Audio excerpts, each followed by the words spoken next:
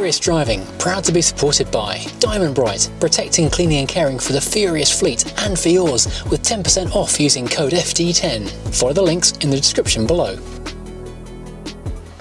Hello and welcome to Furious Driving, and this is my beautiful 2000 Alfa Romeo 145 Cloverleaf, the beautiful edgy, beak-nosed, crisp angle styled 2-litre twin-spark powered lump of Italian hot hatchery, which has sadly been languishing here in the barn since the end of the summertime when I took it down to Bewley and barely made it home because the clutch was going. It was an eventful drive. Let me show you this for a second.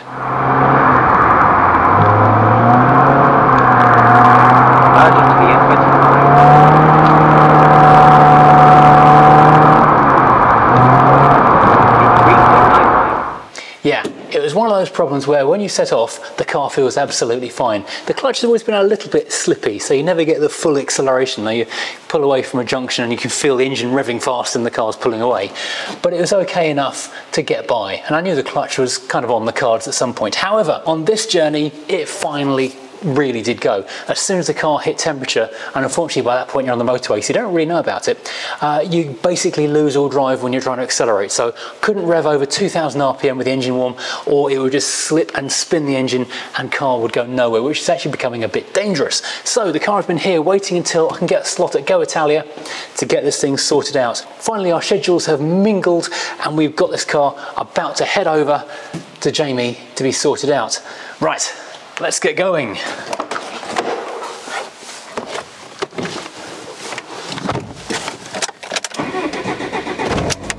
Oh, listen to that sound.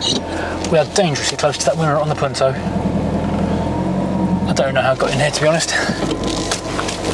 Not driving it because it's not road legal, not taxed and stuff at the moment, but we're going to get the thing transported and we'll see you over there in a minute.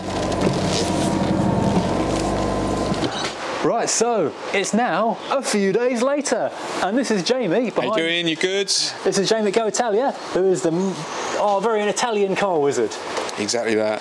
So you spent a lot of time on these things as an apprentice and a dealer-trained master mechanic? A very long time, yeah. Sadly, a very long time. So, but yeah, they're all good. So I wouldn't have anything different but these. So, yeah. But when I spoke to you about this a few months ago, you said you wouldn't recommend I try and do this as a DIY job. No, definitely not. No. And obviously, as we dug in a little bit deeper, we found obviously a few other little gremlins that were lurking behind the scenes as such. So we found out the reason why it wasn't working. Because first of all, we've got to say this is a gearbox out job, isn't it? Oh, 100%. Yeah. The gearbox is completely out on the floor sort of job. So much easier on the lift than definitely. Yeah. And with two people doing it as well, a lot easier. So not so heavy. Obviously, it's twice as light with two people. So they're not too bad. No. Like if anyone has obviously got experienced a Giulietta gearbox, my God, that's just like really way heavier. Ridiculous. It's quite a stubby gearbox. But it's just literally like a whole. It's like a block of cast iron. It is so heavy. That wasn't light. I took that home to unclean it. That is fairly light. Them ones compared. But obviously, yeah. If I had a Giulietta one, you could obviously like feel the weight. It's probably twice as heavy. Really? It's ridiculous. Yeah. So, but them ones, two of us struggled. Like especially going back in and lining it up. Yeah. So, but they, went back in. Oh, so good. So obviously the few bits and pieces. We'll go through them in a minute. Yeah, but it was absolutely filthy, wasn't it? It just needs a little bit. Well, obviously still a little bit of oil on the basically that's where your engine number will be. See underneath this bit here. Oh yeah. Let's obviously scrape all that off and then give that a good clean when you obviously get it home. Ringer or not? That's But yeah. Potentially wrong on this car, but yeah. So it was basically undrivable because the clutch was just slipping like crazy. Yeah. You couldn't drive it. It was dangerous, really. Dropped the gearbox out, and then there was a few issues regarding obviously like for a start the input shaft failing or failed, so it's allowing oil to sort of track down the input shaft and then flick out basically the input shaft seal and then obviously you have oil to flick out onto the clutch plate. So but obviously we'll have a look at them in a second and go through the other bits and pieces, but while it was out, pop the flywheel off and had a look behind there. So we've also found both balance shaft caps leaking, the rear main oil seal leaking, and what else was it? Another one, or was that it? And that is it, isn't it? Yeah. So just 4 things. Yeah. Only 4 things were leaking. Only 4 things, but then obviously when we removed I think our clutch slave started leaking. As soon as we sort of like moved it, obviously that was definitely on the way as well. You said let's change it anyway as we were in. Oh yeah, we ordered one in anyway, just as a matter of course. So while you're in there, for the sake of like £40–50, it's a no-brainer really. Not to. So and it's all bled through. As soon as we touched the rubber seal on it, it literally it was like this. So the little dust cover would fill up with fluid. So everything had been going wrong on this. So let's have a look at So over here, on the bench. So we've got obviously the failed clutch slave. Oh, there you go. Still full of oil. So there shouldn't be any oil in there. No, that's not a good thing. If you've got oil on the outside, it's definitely not working properly. So I didn't expect that much still in there. More than we anticipated. There we go. Right. So that's that. So we've got a new one of them in there. So these are the two, the opposite end of where the balance shaft goes on the timing. Yeah. If you go back to the timing video, the balance shaft belt, basically there's the other end, gearbox ends, there's these 2 caps that seal the end of the crank case, like the block. Yep, so that's hidden behind the crank. The fly. So so one's accessible. The top one is accessible. Okay, yeah.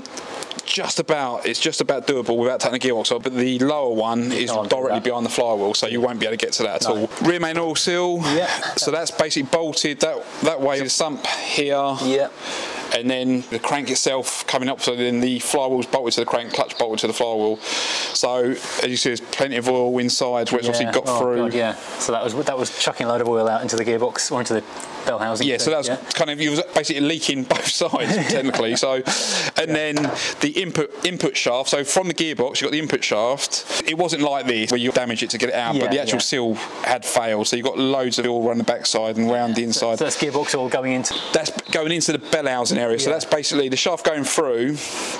Here, the oil's, because it's obviously spinning, it's allowing the oil to sort of almost traverse down the shaft, and then it gets to. So working like penetrating oil effectively. Yeah, so it'll work its way down, shaft here, and then as you can see, the amount of oil, as it gets to a certain point, it literally will flick out, it's all over the clutch, and then it's if you can feel it, you can probably see the film where it has contaminated the clutch. So the clutch hasn't actually gone yet. No, there's still a little bit of life. It could have gone a couple more thousand miles, not many, but yeah, it would. Technically, that would go.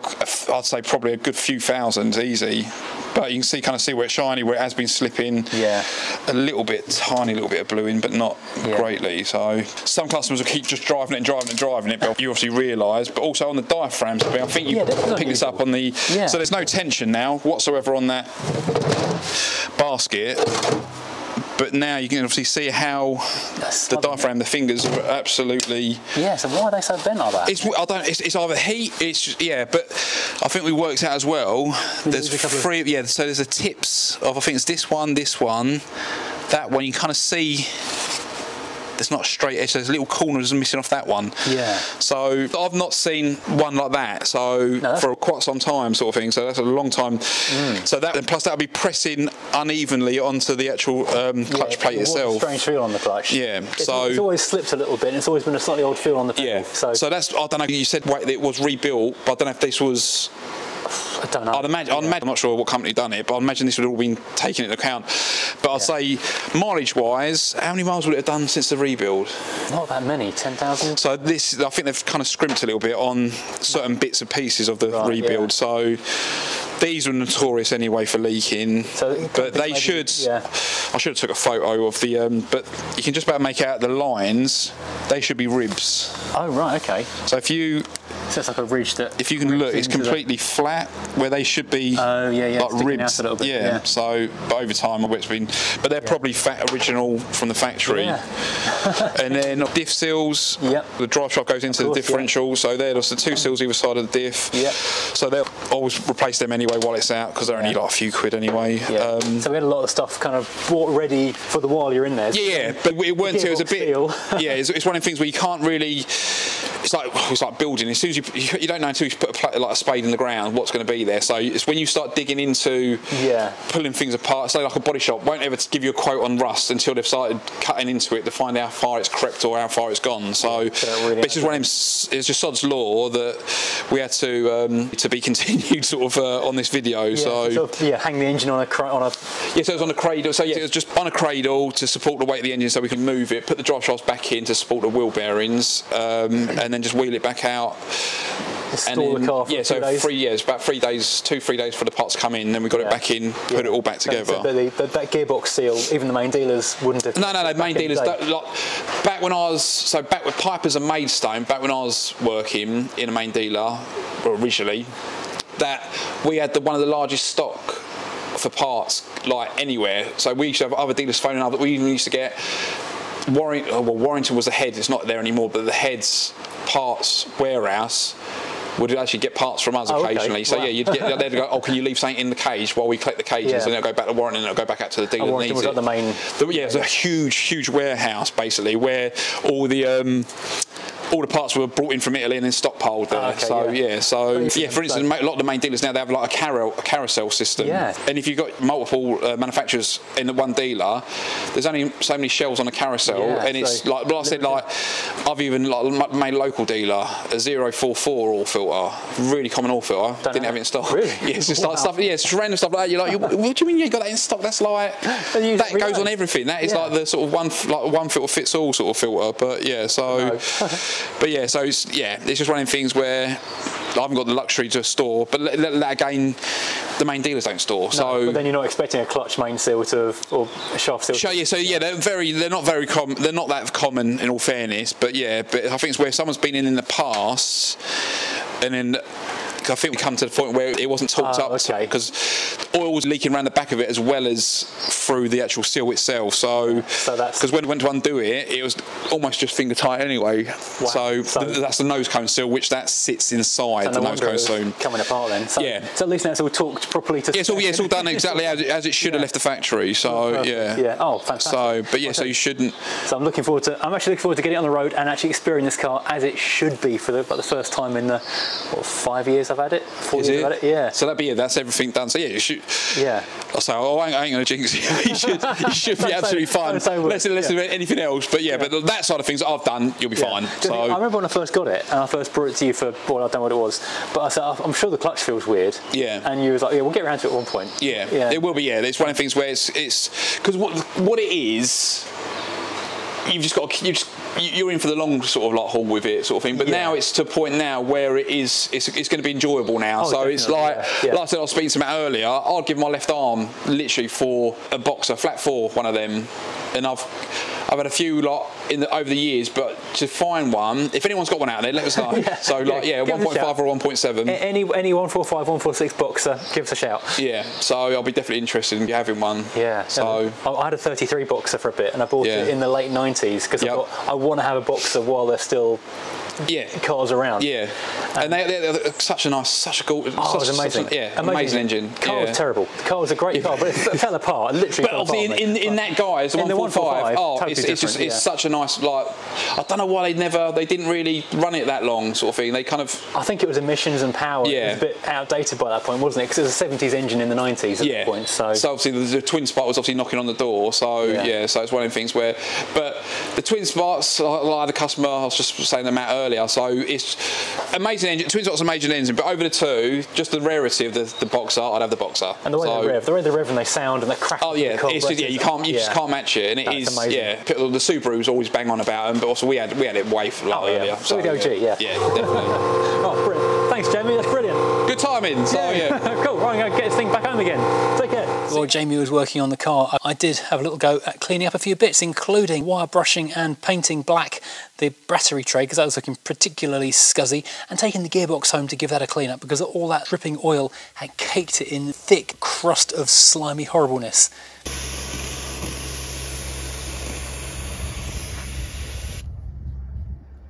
Right, did literally nothing.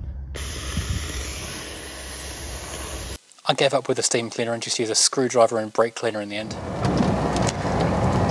So the car is now back on the farm, and I tell you what, the first drive of it with a new clutch in it and it feels so different. It's like a new car. The pedal feel is totally transformed. It's a firmer feel to it now than it was before, whereas before it wasn't unheavy, but it was a little bit kind of loose. Now it feels really good. Really positive gear change, much better than previously.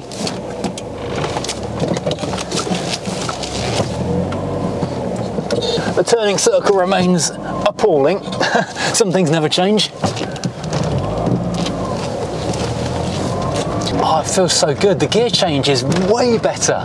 Oh, I'm really happy with this. Money very definitely well spent here.